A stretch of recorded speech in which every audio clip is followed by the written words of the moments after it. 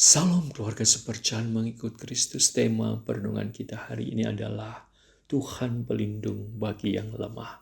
Saya bacakan di dalam Ulangan pasal 19 ayat 1-4.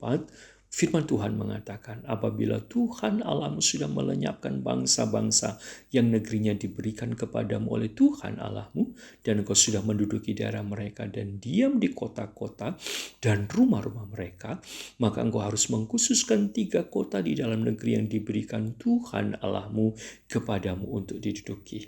Engkau harus menetapkan jauhnya jalan dan membagi dalam 3 bagian wilayah negeri yang diberikan Tuhan Allahmu untuk dimiliki olehmu, supaya setiap pembunuh dapat melarikan diri ke sana. Inilah ketentuan mengenai pembunuh yang melarikan diri ke sana dan boleh tinggal hidup apabila ia membunuh sesama manusia dengan tidak sengaja dan dengan tidak membenci dia sebelumnya.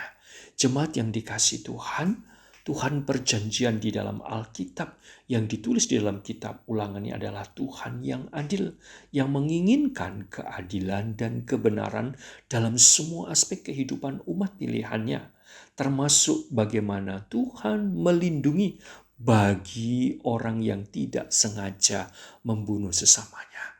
Ketika Tuhan sudah memberikan tanah perjanjian, yaitu Kanaan itu, dan ketika mereka sudah mendudukinya, Tuhan mengendaki mereka untuk membuat 3 kota tempat perlindungan. Tujuannya untuk apa? Supaya menghindarkan setiap orang dari penumpahan darah. Khususnya bagi orang yang tidak sengaja membunuh sesamanya ketika misalnya di dalam pekerjaan, sehingga alat pekerjaannya itu mengenai saudaranya dan kemudian saudaranya itu terbunuh, maka dia bisa melarikan diri di kota perlindungan itu. Untuk menunjukkan bahwa Tuhan sangat menjaga hidup umat pilihannya untuk hidup di dalam kebenaran dan keadilan, yang tidak boleh menghakimi dengan cara mereka sendiri untuk melampiaskan hawa nafsu kemarahan, untuk membalas dendam di dalam pembunuhan. Karena hukum Taurat mengajarkan jangan membunuh. Hak daripada nyawa seseorang bukan di tangan manusia, tetapi di tangan Tuhan yang berdaulat. Sehingga ketika perintah ini disampaikan untuk menunjukkan bahwa Tuhan adalah Allah yang adil, yang melindungi orang yang lemah, sehingga mereka mendapatkan pengadilan secara benar dan mereka diperlakukan secara adil, dan hak untuk hidup tetap diberikan bagi mereka yang tidak sengaja membunuh saudaranya tanpa direncanakan dan tanpa kebencian.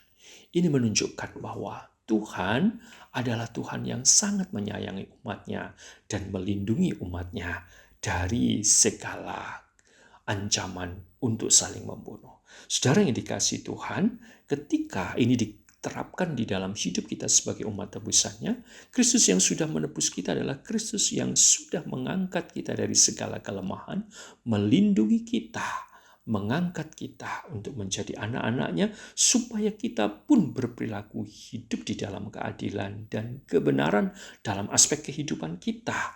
Dan itu kita bisa terapkan untuk kita boleh belajar saling menjaga hubungan.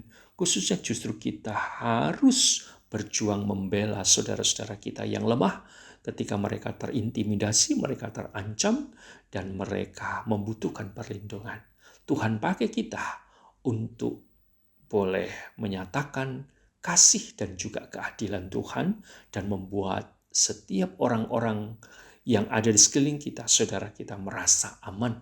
Karena apa? Karena mereka harus hidup dalam damai sejahtera. Tuhan mengendaki secara positif mereka harus hidup saling mengasihi sesama. Ketika ada orang yang tanpa sengaja bersalah dari hal-hal yang kecil, harus kita sungguh-sungguh jaga supaya mereka tidak hidup di dalam saling membalas di dalam kebencian.